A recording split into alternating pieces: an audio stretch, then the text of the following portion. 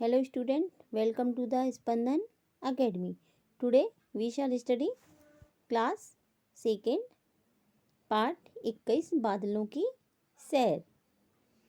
आइए बच्चों, हम सबसे पहले पाठ पढ़ना सीखते हैं। बादलों की सैर। ठंडी ठंडी हवा चल रही थी। आनंद घर के आंगन में झूले पर बैठा है। आकाश में दौड़ते हुए बादलों को देख रहा था। वह सोच रहा था, ये बादल कहाँ जा रहे हैं, इनका घर कहाँ है, ये कहाँ से आते हैं। सोचते सोचते उसकी आंख लग गई। बूंदें पड़ रही थी। एक बूंद आनंद के कान के पास आ टपकी और बोली, आनंद, मुझसे दोस्ती करोगे? मैं तुम्हें बादलों के पास ले चलूंगी। आनंद बोलता है, हाँ हाँ, क्यों नहीं, जरूर करूँगा। आनंद ने कहा। किससे कहा था? बूंदों से।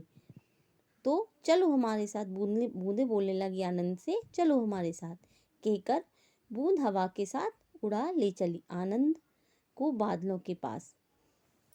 क्या हुआ था? जो आनंद था वह अपने आंगन में खेल रहा था। झूले पर बैठे हुआ आकाश में दौड़ते हुए बादलों को देख रहा था और वह सोच रहा था कि ये बादल कहाँ जा रहे हैं, इनका कहाँ पर घर होगा और ये कहाँ से आते होंगे। सोचते सोचते वह सो जाता है और बूंदें गिरने लगती है। तभी एक बूंद आनंद के कान के पास आती है और बोलती है, आनंद, मुझसे दोस्ती करोगे? मैं तुम्हें बादलों के पास ले चलूँगी। आनंद तो खुश हो गया और बोलने लगा, हाँ हाँ, क्यों नहीं। तो बादल कहता है, चलो हमारे साथ। कहकर बूंद हवा के साथ उड़ा ले चली आनंद को बादलों के पास। आनंद को उड़ते हुए मजा आ गया। उसे अपना घर, स्कूल, मैदान और इमारतें सब छोटी छोटी दिखाई दे रही थी। आनंद को पता ही नहीं चला कि कब बूंदों और हवा ने उसे बादल पर सवार करा दिया। बादल अपने कोमल कोमल पंख फैलाकर तेजी से भागने लगा। बूंदें गायब हो गई थी। घबराकर आनंद इधर उधर देखने लगा। तभी आवाज आई, घबराओ मत आनंद, मैं बादल हूँ। जब आनंद बादल में उड़ा तो उसे अपना घर, स्कूल और इमारतें बहुत छोटी छोटी दिखाई दे रही थी, क्योंकि वह कहाँ था? बहुत ऊपर था। और आनंद को पता ही नहीं चलता कि कब बूंदों और हवा ने उसे बादल पर बिठा दिया। बादल अपने पंख फैलाकर तेजी से भाग रहा था और बूंदें गायब हो गई थी। बूंदें वहां से चली गई थी। घबराकर आनंद इधर उधर देखने लगता है। आनंद जो रहता है वह घबरा जाता है कि मैं कितना ऊपर आ गया हूँ और उसे जो चीजें हैं बहुत उसे छोटी छोटी दिखाई दे रही हैं। तभी बादल कहता है कि तुम घबराओ मत, मैं बादल हूँ। नेक्स्ट है, आनंद ने चैन की सांस ली। वह आराम से बादल पर बैठा रहा। बादल बोला, आनंद, आज मैं तुम्हें दूर दूर की सैर कराऊंगा। देखो, हम समुद्र के ऊपर आ गए हैं। हाँ, यहाँ तो दूर दूर तक पानी ही पानी है। आनंद ने नीचे देखते हुए कहा, यही हमारा घर है। बादल बोला, यह कैसे हो सकता है? आनंद हैरान था। बादल भैया, आप ऊपर और घर नीचे। बादल हंसने लगा, फिर बोला, सुनो आनंद, सूरज की तेज गर्मी से समुद्र, झील, झरनों और नदियों का पानी भाप बन जाता है। भाप हवा से हल्की होती है, इसलिए यह ऊपर उठती है। यह भाप ही इकट्ठी होकर बादल बन जाती है। अच्छा, फिर पानी बनकर कैसे गिरती है? आनंद यह पूछने वाला ही था कि बादल ने बरसना शुरू कर दिया।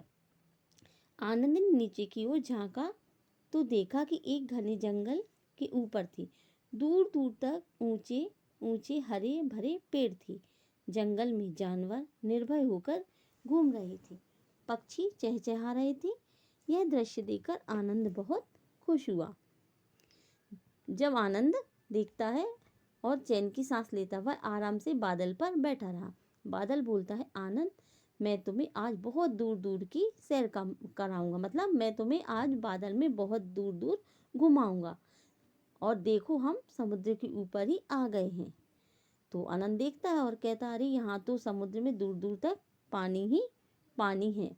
आनंद ने नीचे देखा तो बादल बोलता है, यही हमारा घर है।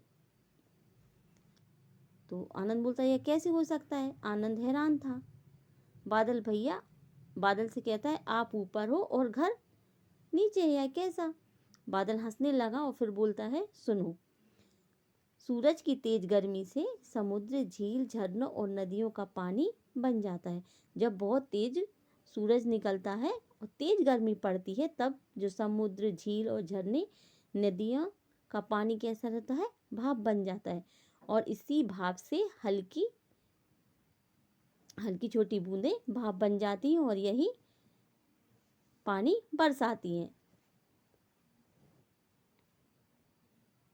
अच्छा, फिर पानी बनकर कैसे गिरती है? आनंद यह पूछने लगता है। बादल ने बरसना शुरू कर दिया। नेक्स्ट है, बादल बरस कर छोटा होता जा रहा था। आनंद को डर लगने लगा। तो बादल कहते हैं, आनंद, डरो नहीं, हम आगे चलते हैं। और बादल आगे चल दिया। आनंद ने देखा, नीचे सूखा मैदान है। दूर दूर तक हरियाली का नामो निशान नहीं है। बादल ने अपनी चाल और तेज कर दी। आनंद बोला, रुको रुको, यहाँ भी बरसो। देखो लोग कैसे पानी के लिए तरस रहे हैं। बादल बोला, नहीं नहीं, हम यहाँ नहीं बरसते। यहाँ ना तो पेड़ है, ना पहाड़ है, और बहुत गर्मी है। जहाँ ऊंचे ऊंचे पेड़ हैं वहीं ठंडक होती है, और ठंडे होकर ही हम बूंदों के रूप में बरसते हैं। फिर नदी नालों में बहते हुए अपने घर समुद्र में पहुंच जाती हैं।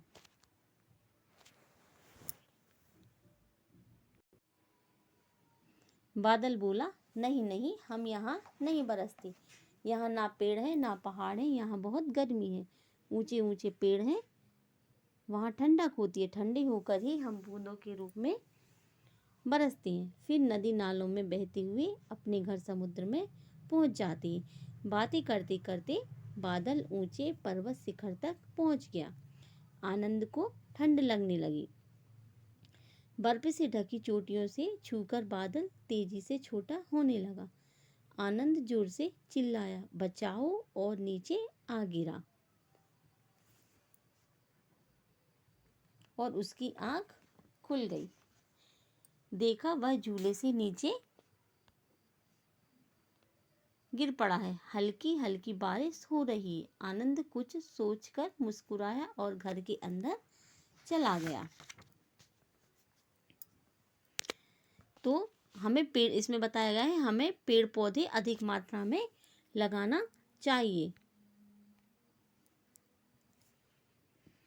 जैसे आनंद बोलता है, जब उसको बहुत दूर दूर तक हरियाली नहीं दिखती है और कुछ नहीं दिखता है, तो बादल से कहता है, बादल यहीं रुको और यहाँ भी पानी बरसाओ।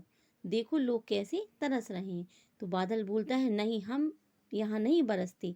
यहाँ ना तो पेड़ है, ना पहाड़ है, और बहुत गर्मी है। तो बादल कहाँ बरसते हैं? जहाँ ज़्यादा पेड़ पौधे होते हैं और ठंडक होती है, वहीं हम बरसते हैं।